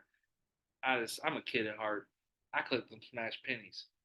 Dude, I found a Smash Penny fucking website. Told me where they're all at, bro. I'm in the city. I'm in the city. Yeah, I'm cranking that bitch. I'm in that city. I'm perspiring because I'm running to all the penny machines. But I'm like, all right, got the zoo one. All right, gotta go and catch the circus one. Gotta go get the aquarium one. So, it's crazy. I got one for you when we're done with this. Oh, so I got one for you. So you find some. Oh, you got to tell me. So you find some crazy Smash Pennies, and I'd be collecting them and shit. But the funniest thing about it is it's just wild the random shit that you can find. And so like on websites and stuff and like lists. And wait, before the Smash Penny, I was talking about what list was I talking about? The we were talking about the not the list about Smash Pennies, but I was talking about how you can find anything online. Oh, like, eBay. Just like buy your kid a heart. Like lists. Yeah, I was just like basically I was talking about just how you can find different lists of stuff. But what was crazy was I don't know. Went blank on that one. We're probably having a good time. But anyways, I back to the Smash Penny thing. It's crazy finding these Smash Pennies going around finding those. But the other thing that's wild is, dude, I with these Smash Pennies, I didn't realize like I thought just like zoos and random tourist attractions had it. I didn't know like city places. Like, dude, I went to some random town in fucking Florida. Just drove there for motherfucking Smash. He walked in their city hall and just was cracking that bitch. Cracking that bitch. But I think my favorite Smash Penny I've got is gotta be I love my Cincinnati Zoo Manatee one. That one goes hard. I like my Harambe Gorilla Cincinnati Zoo one, which I don't know if it's Harambe, but shout out to Harambe. I also loved I love when I just went to the Cincinnati Zoo here recently with Danielle. Shout out to Danielle. And we went up there and we're walking around, and she's never been. And I'm a zoo freak. I've been to 40 zoos. I'm in the Aquarium Zoo Association. I love zoos. And I'm Cincinnati's just like Louisville to me. It's like a home zoo. I know it. I love it, and they always got something new. And the cool thing about Cincinnati Zoo, they got better animals than any zoo. I've never been to Cincinnati. Dude, you got to go. It's literally been ranked number one behind San Diego's, or like in front of San Diego. But then San Diego sometimes will be number one. They compete, but Cincinnati gets a lot of love. And dude, they got animals that are rare, extinct. They literally have the oldest zoo building in the world, the Reptile House. The Reptile House literally has a plaque. It's the oldest zoo building in the world. And then they literally also have an elephant house that's also up there too. So the zoo's been around for years. It's elevated, so a lot of it you're walking around and seeing stuff. So what's crazy is I went up there to the Cincinnati Zoo, and me and Danielle go up there, and God damn it, I was talking, huh? Well, I was talking about the smash pennies, but we were talking about Harambe. So shout out to Harambe. So we're walking around, and she hasn't been. So I'm showing her like, hey, there's the Otis Reptile House. Hey, we'll go in here. She's loving it. She's taking pictures. She's eating it up. She's like, this is so cool. So we get to the grill event, and I just look at her and I was like, pay your respect. I said, this is where Harambe died. And I said, there's a little picture memorial over here. I said, we'll go over there. I said, I like to touch it before I walk over. I said, Harambe didn't deserve to die. She's like, oh, I didn't know this where it happened. I said, yeah, dude, we walk like 5 feet. And at the zoo, I expect there to be a shitload of people, especially when you go like on the weekend. But there's sometimes I've been in that bitch and there's nobody there, and the animals interact with you, and it's just fun. So, but I'm cool with both apps. I don't care if it's packed. But dude, we get up to the gorilla thing. We're just watching these gorillas walking around, and I notice I'm like, there's fucking 20 fucking people around us. But I'm like, whatever. So she just looks at me and she's like, I can't believe Harambe like died here. Like she's like that. That's fucking yeah. Like she's like, it's starting to realize it. And I said, yeah. I said, think about it. I said he died here for like for us. And she's like, that's fucked up. She's like, I can't believe that. I said, yeah, it's fucked up. I said, the kid probably should have died. I said, not the gorilla. I said, it's a horrible situation. So next thing you know, dude, we're just whispering. Like nobody can hear us. We really being quiet. I don't know where everybody around me. Yo, this is where Harambe died. This is where Harambe died. This one guy goes, hey, I think this is where Harambe died. Dude, next thing you know, it's like a circle. Everybody talking about Harambe. So I turn around and I go over to the little monument wall where his picture's there. Every gorilla's been since I zoo's pictures on this thing, and there he is. He's in the middle. And it says Harambe. I looked there and I said, don't make a scene. But there it is. There it is in the watch. I'm gonna touch it. So I walk over and dude, next thing you know, you just see people, hey, there's Harambe. Dude, without making a noise, without saying anything to anybody, I just walked up in front of everyone, just touched it. Rest in peace. Love you. And walked off. And she was like, you do that? I said, do it every time. And dude, when you go to Jungle Gyms, which is literally a jungle market, it's a food market up there. It's like international market. It's got exotic foods, all kinds of stuff. Literally like 30 different sections. If you're into Funkos, they got a Funko set. They got all kinds of shit. Next thing you know, I'm walking up and they play jungle music because it's jungle theme. And there's literally a train that's over top of it in the parking lot that has like jungle animals in it, like art and stuff. So it's like bongo drums and shit. And I look over to the left, and there's a fucking Harambe statue, and it literally says Harambe. And I just went over and I was like, oh my god, dude, they keep passing memory everywhere I go. So I touch that. So it's just Harambe, dude. It's now not the Cincinnati Zoo. It's now the Harambe dedication memorial. You know what I mean? Like, it needs that marker, dude. And I need Harambe Memorial Smash Penny. But at the end of the day, dude, it was a great time up there. But it's really funny, just also people watching, especially like at the zoo and different places, because the shit that people say, it's insane. Like I'll never forget. Here's another random crazy zoo story that I go to fucking Detroit with to visit my buddy Dino with my other buddy Dick from college, and he's like, "What do y'all want to do today?" We're up there for a few days, and I was like, "Let's hit the zoo." So we get baked. We hit the zoo. We go as a group. We're all ripped. This is a zoo story I need to tell. It is you're the perfect guest for this one. So going to the zoo baked is fun. I'm not gonna lie. I've ate an edible brownie in the zoo. Everything baked. All day, oh yeah, every day. same here, every bro. hour of the day. Yeah, yes. So it's the best. So eat an edible brownie, go in the zoo. Literally, in Indy, I rode the orangutan ride with Brian. Shout out to Brian Chappell. We smoked a whole blunt from the start to finish without them even catching us. But here's the best part. So when you're going to, you know, like up there at the zoo and stuff, like, what was I talking about though before that? I was talking about the Harambe Memorial. Harambe Memorial. So going to that stuff, like seeing that bacon stuff, that's all fun. But like the zoo stories that I have, like going place baked. I'm trying to think of the zoo I was about to just tell you that I went and had this crazy. Oh, Detroit, Detroit. That's where back to that. Sorry. So sorry guys. Shout out to all the people listening. I'm vibing. I'm having a good time. So sometimes Listen, we just told you we're baked in. we're baked. Yeah, we're having a good time. It's gonna happen. So, anyways, thank y'all for vibing with us. So the thing that's hilarious. So I go to the Detroit Zoo. We go out there as a group. Well, I'm telling them, I'm like, guys, when I go to the zoo, I'm going to inform y'all on some animals and shit I see. But also, I usually see wild shit from these animals. Like, they'll either interact with me randomly, I swear I can't make it up, or I'll just see some random.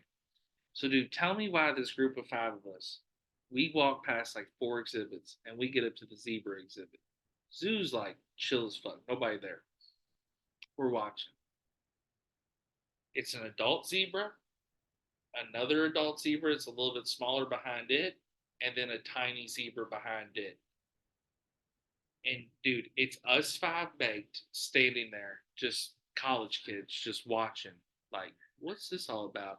And this little black boy who's 5 years old with his dad, and he's holding his dad's hand. They're next to us, and we're just all staring. And the little boy even says out loud, "What are they doing, Dad?" And Dad goes, I don't know, son." So we're watching, and I'm gonna be honest, I'm like, this is weird. Dude, the adult zebra starts shitting. The middle zebra starts eating that shit, but starts shitting. The baby zebra behind it starts eating that shit. It's a shit train. It's a zebra peed shit train? Dude, we're all jaws dropped. My buddy Nick looks at me and goes, "Sleaze, what is going on?" And I look over just because I'm baked as fuck, and I look over at this kid, and he goes, "Daddy, and dude, I lose it. I lose it laughing. Dad's dying. Kid just keeps screaming that. Dad, stay eating that doodle. And I am losing it. And dude, these zebras won't stop. And I'm like, oh my God, I gotta get out of this exhibit. So then shit. So yeah, I swear, dude, it's worse than the Golden Corral chocolate fondue. I swear. So literally, next thing you know, dude, this zoo. So I always, like I said, I love experiences. I'll do the rides. I'm a kid at heart. So we go to the back of the zoo, and there's literally a train.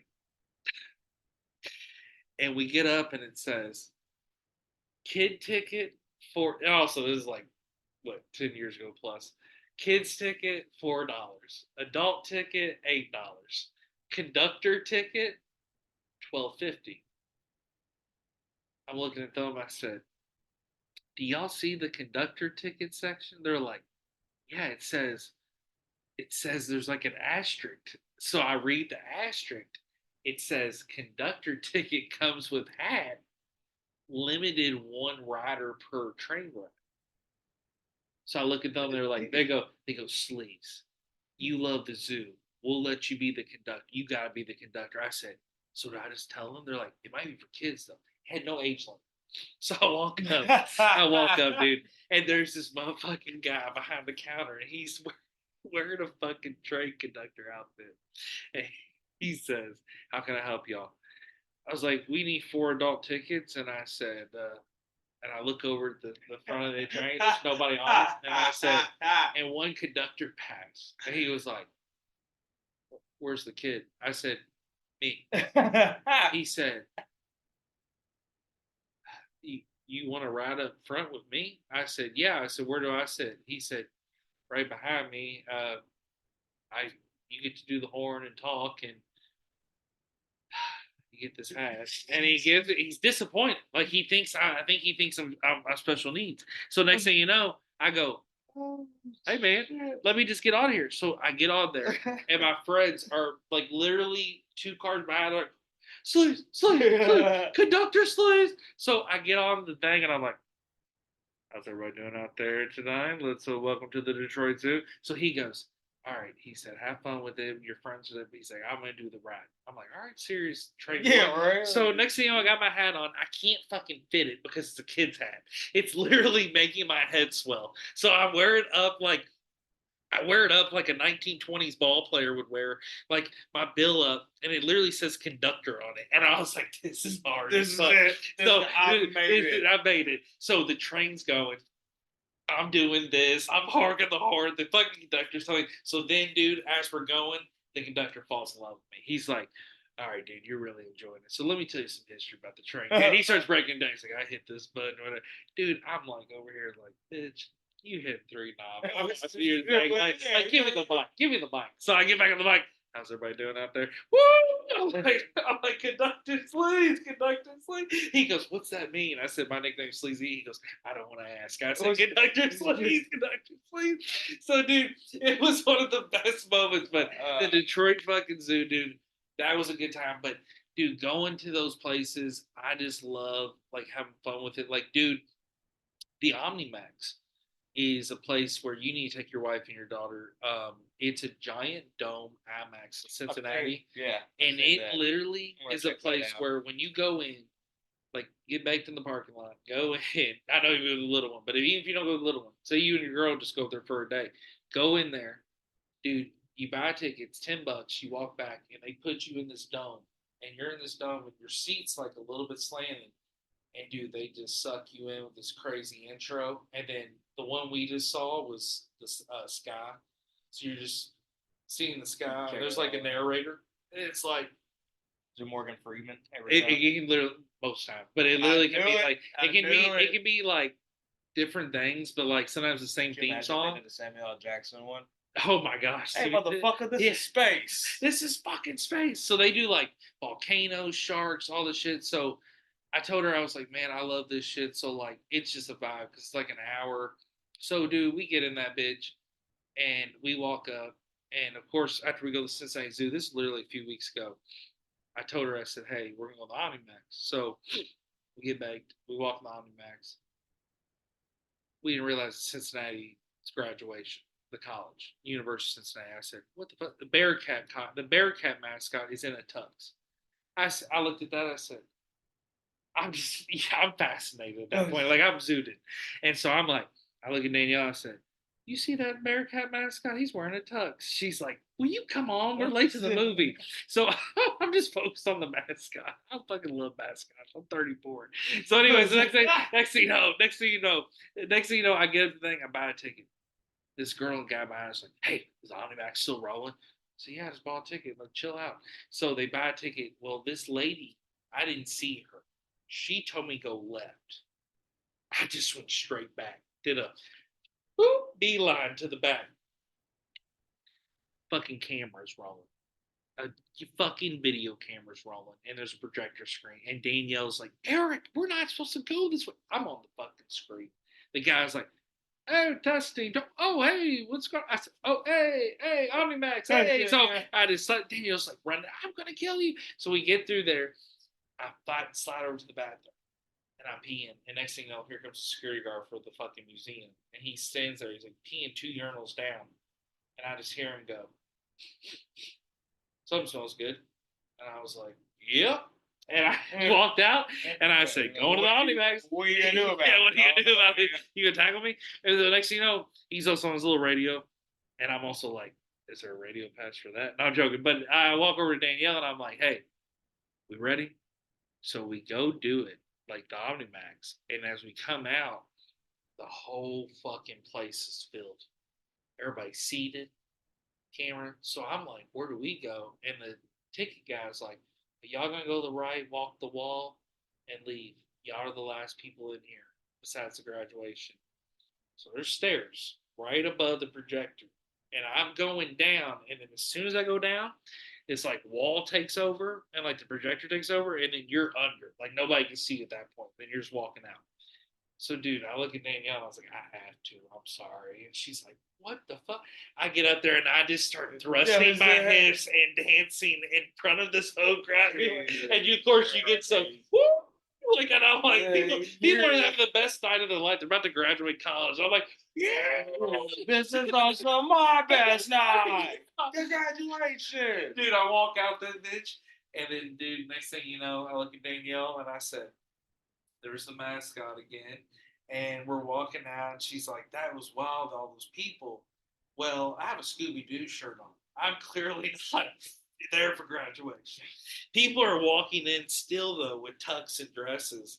And so, of course, I had to say out loud, I was like, oh, looks like I'm the only one that got the Scooby Doo memo. I was like, I'm going to now go to the car. We gotta get out of this place. So it was a blast though. But dude, it was still just a random moment. So I have to ask you, what is your feelings now on being a homeowner, man? You loving it? Oh, being a homeowner is rough. Being a homeowner is rough. Obviously, having equity is amazing, but Yeah.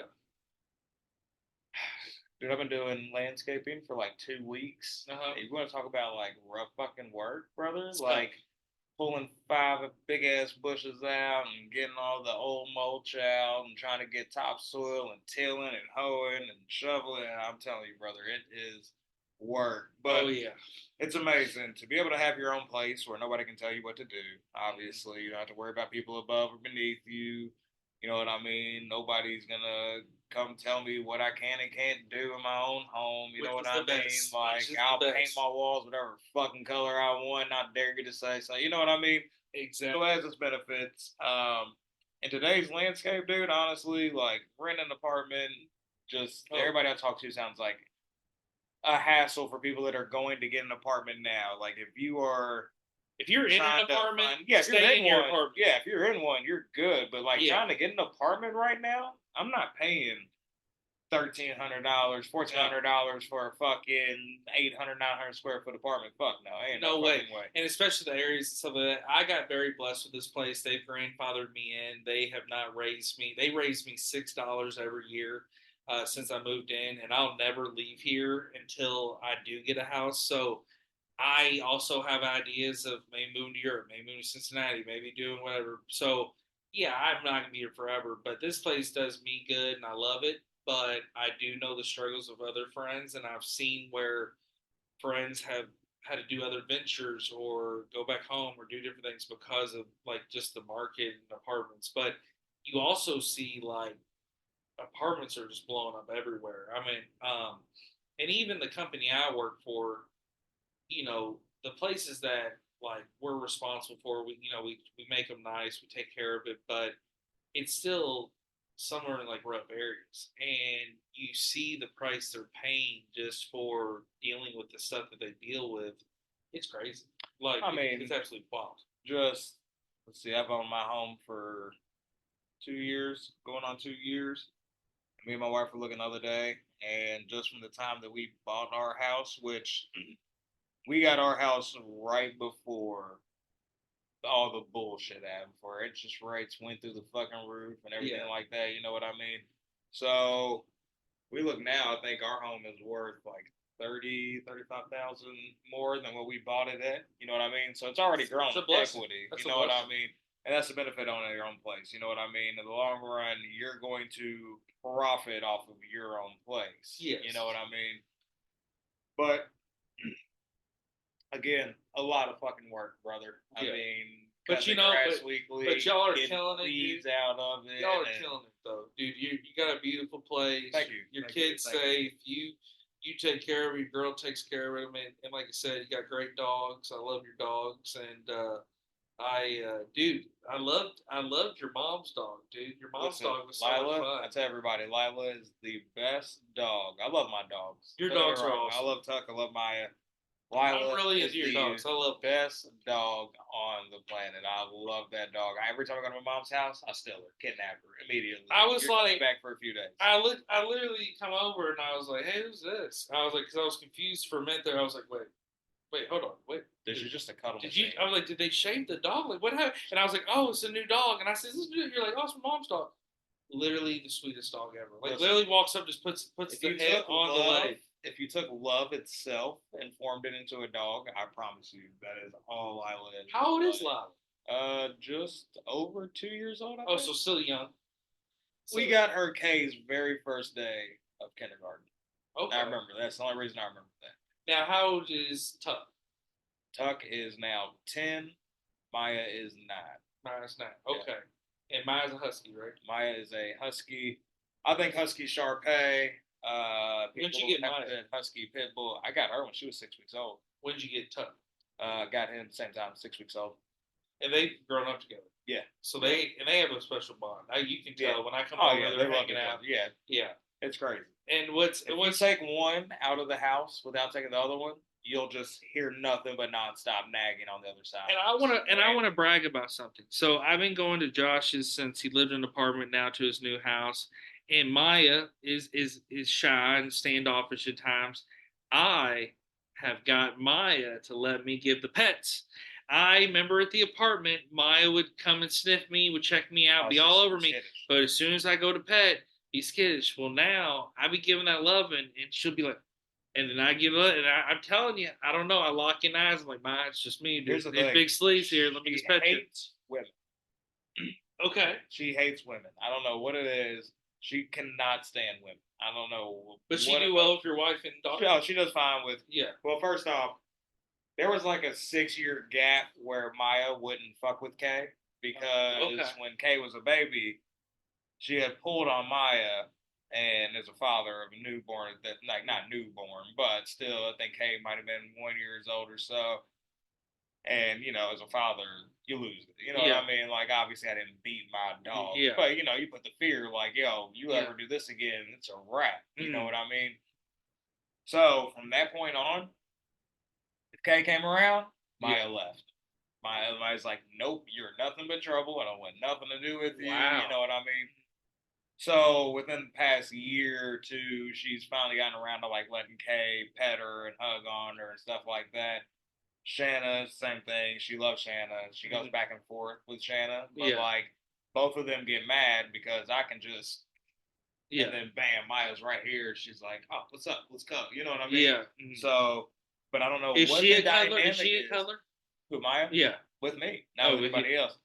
I think what it is that when Maya was like, I got Maya at 6 weeks, so when she was probably like 2, 3 months old, she got parvo. Okay. And then we ended up going to, because the lady told us she had her shots. Apparently she didn't. Boom, go over to the animal hospital. She ended up being in there for 3 weeks. Oh, being treated. You know what I mean? And we had a girl vet doctor. So I think that she might have just got this idea like, yo, that lady was hurting me. I don't want to be around. You know what I mean? Yeah. So from then on, my dude Tyler, my brother Tyler, is the only other person outside of me that Maya would choose Tyler over me because we lived together whenever I got Maya. Oh, okay. And Maya would always cuddle with Tyler. Dude, they were best fucking friends. Yeah. So Tyler's the only person that'll come to my house and Maya will be like, fuck you. Yeah. I'm gonna go over here and see this man. You know what I mean? Yeah. Tuck's my dog. Tuck's my buddy, but Tuck will cuddle with Shanna.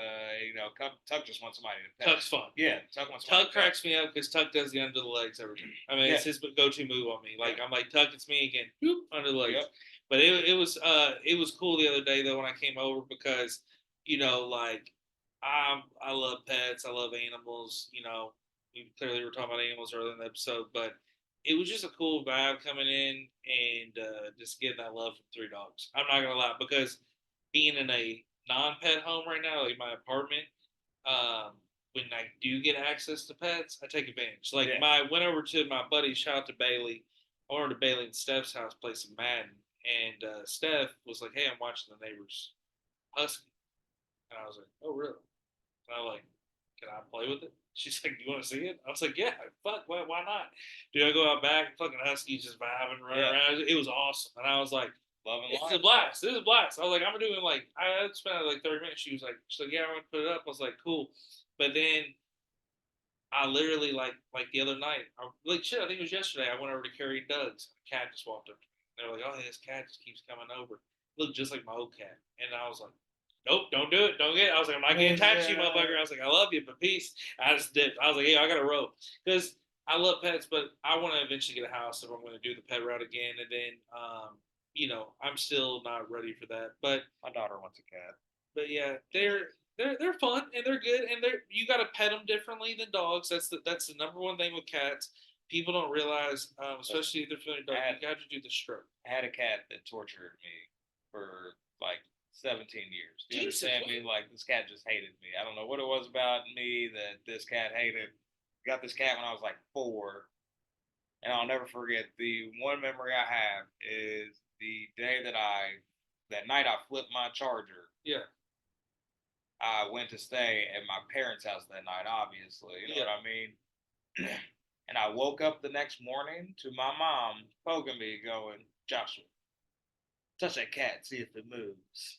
Sure shit, that cat tortured me my whole life and then decided to die to me, like die next to me on the worst day that I possibly could ever have. You know what I mean? Like, dude, it was just the icing on the cake. I was like, dude, the thing's pure evil. I'm pretty sure and that's my feeling. I'm like, cats are pure concentrated evil. But my daughter wants one, and my daughter generally gets almost anything she wants. But I'm telling you right now, dude, I don't think a cat will survive in my house. Tuck's not for the small animals. I would wait till the dogs are gone because to be real, there's never not going to be a dog. No. I'm talking about not when new. I'm talking about I wait till Maya and Tuck are, and then get a cat because they're gonna run the crib, and the cat's gonna think the cat's gonna have an attitude, but he ain't gonna run the crib. That's my cat monument over there. Clearly, it's for the audio, but for showing Josh, I got my cat statue. That's the cat's bowl. I like that. So that's my cat's bowl. That's my dedication. So he do actually. You fill that? Do you fill the bowl? No, I just leave it there. Okay. I clean it. Well, if you would have said yes, I was leaving. Oh, okay. It's currently empty. Yeah. So if you would have said yeah, I'd have been like, I'm fucking out. I feel it. I sometimes eat out of it. Not joking. I drank out of it, but no, oh man, it tastes good with LA. But no, I'm just joking. But next thing you know, though, I got a letter, from the hospital that put down my cat Atlas. Rest in peace to Atlas. And I kept all the stuff. I'm like, they gave me his paw print and all that stuff, so it was really cool. Well, I'm just chilling on the couch the other night, and I'm just smoking, just kicking it, and I get a call from the office, and it says, "Hey, how you doing? I'm the new property manager." And I was like, "Who the fuck calls people up and introduces them like that?" So I'm kind of like, calling every apartment. It was a woman. That's what I was thinking. So I was like, "Is this a scam?" So I go, how can I help you? And then, of course, I always do this for some reason. Like, I've lived here 12 years. Let me tell you something. Like, I get that point across. Well, you got to establish dominance. Yeah, we got to. I got you. I'm literally pissing on her desk with virtually. So I'm like, hey, I'm a lion. You're the fucking zebra. So I said, hey, listen, I lived here 12 years. They call me the lifer. I know all the maintenance people. What's up? How you doing? Okay. So listen, we're doing an audit. I said, an audit. I said, I pay my bills. I said, I pay my rent. She said, sir, calm down. This is just a quick question. How's Atlas doing? I go, newsflash. I don't mean to. This is literally what I said. I don't mean to laugh. This was literally what I said. I said, newsflash, dead.